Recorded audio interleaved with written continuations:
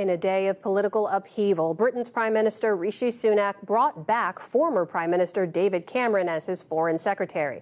And Sunak fired Home Secretary Suella Braverman after critics claimed her remarks contributed to violence during pro-Palestinian marches this weekend. The British government's also pledging to crack down on anti-Semitism, which has surged across Europe since the October 7th Hamas attacks in Israel. From London, special correspondent Malcolm Brabant reports. Occupation no more! 5, 6, 7, 8! Israel is a terrorist state! According to police, 300,000 marched, 105 years to the day the First World War ended, Armistice Day. Ceasefire now! Ceasefire now! There's no need to eradicate the whole of Palestine, and basically what they've done is they're just ethnic cleansing and pushing everyone out, and that's not okay. I can't see children being killed, a genocide that's going on in Palestine, the war crimes that are being committed by the IDF, and all the governments are complicit in this. To be honest, I'm just extremely disappointed in most of the governments around the world. I think the reaction to what's happening in Gaza is pretty disgusting. It's not a case of if you are looking negatively at the Israeli state, I don't think you're anti-Semitic. This is the biggest pro-Palestinian demonstration since October the 7th. Britain's Home Secretary wanted London's police chief to ban it and lambasted him when he refused to do so. The police argued that the threat of trouble wasn't serious enough to warrant a ban, and that judgment call is now going to be put to the test. Clashes involving right-wing nationalists threatened to disrupt the traditional salute to Britain's war dead. The nationalists said they wanted to defend the cenotaph from Palestinian supporters and were furious at being thwarted by police.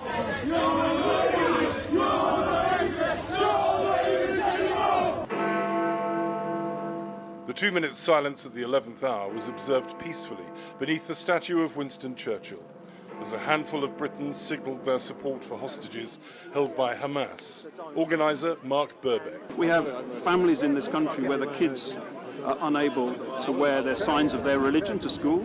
How does that honour the memory of the people who fought for freedom? From the river to the sea, Palestine will be free!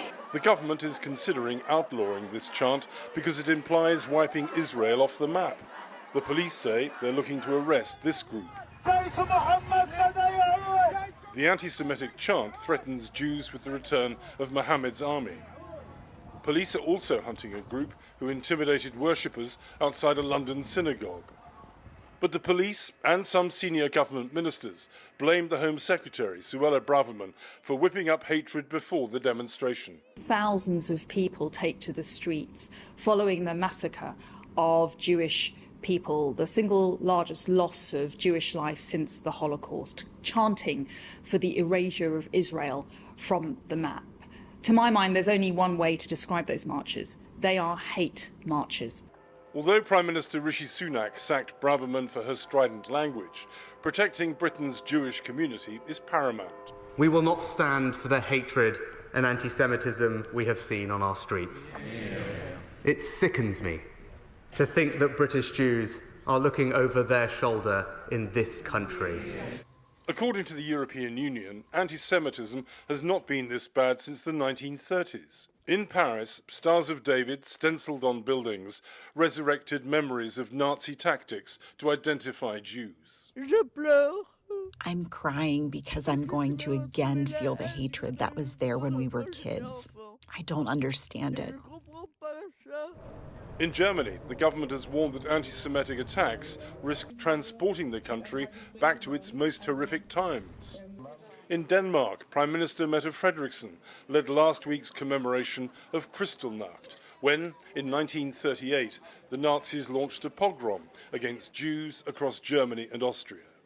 After the torchlit procession, Denmark's chief rabbi was assaulted and now wants to meet his assailant to try to prevent further attacks on the nation's Jews. It's actually more difficult to be Jewish in Denmark in 2023 than it was in 1943. Jewish activist Avishai Gaziel. And I know it sounds maybe a bit bizarre, but in 1943, the enemy was visible. The faith of a Jew was actually much more predictable. Now we are in an unknown level of risk. Gaziel is referring to incidents like this encounter on Kristallnacht between Denmark's foreign minister, Lars Løkke Rasmussen, and a Hamas supporter. It's my people who are getting killed. But aren't you also very angry about the terror attack Hamas carried out on October 7th? No, I'm really not. I'm very happy that Hamas made that decision on October 7th. We have been in a prison since 1948.